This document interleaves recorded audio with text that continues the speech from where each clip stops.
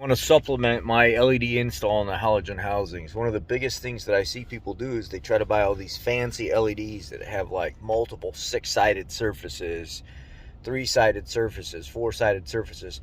The bigger the center of that LED is and the chips, the way they emit their light, the more it's actually taking up for the space that it's designed from the factory.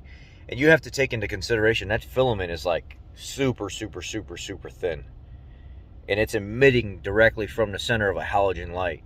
So the problem falls whenever people using these big old giant LED centers that have all these multiple sides and stuff to it, and that gap in the center of that light is all distorted now because all the light that's emitting from the halogen that was just in an itty bitty tiny space that went out right away. Now you're starting, instead of starting from that little thin gap or that little thin space that has almost no forgiving, it's immediate light from there.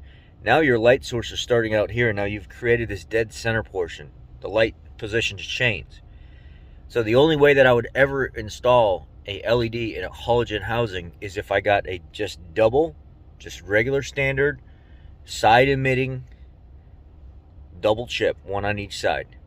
And on the base of those LEDs, there's an Allen set screw that you can break loose, and you can actually turn that base however you want it.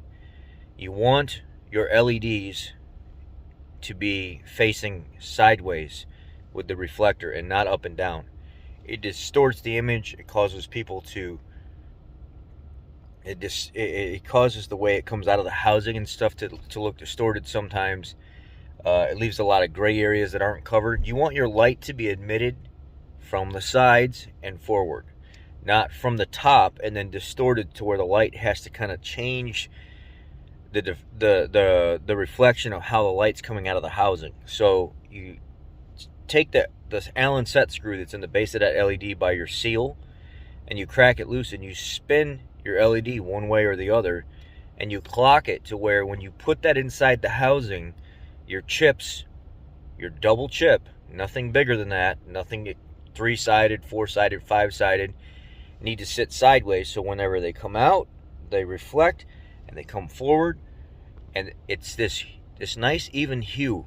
And then set your lights. Look at my video where I talk about the LED light install in a 2015 F-150. I explain how you set your lights. That's how it should properly be done. I wanted to add to the videos that I've already done. Thank you guys.